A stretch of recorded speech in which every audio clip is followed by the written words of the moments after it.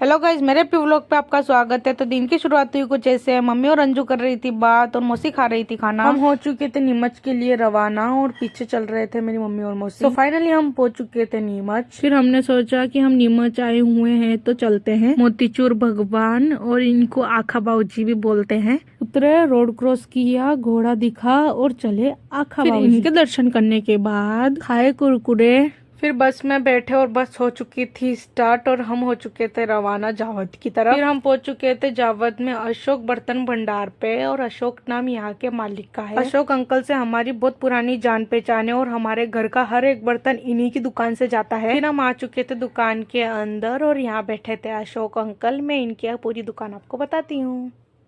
ऐसा कभी नहीं हुआ कि मुझे जो बर्तन चाहिए वो मुझे इन अंकल की दुकान से मेरी मौसी के साथ ऐसा हुआ। मेरी मौसी ने जैसे मांगा उनको वो बर्तन मिला नहीं, क्योंकि मेरी मौसी के बर्तनों की स्टाइल ही अतरंगी थी। बाकी नेक्स्ट व्लॉग में बाय बाय।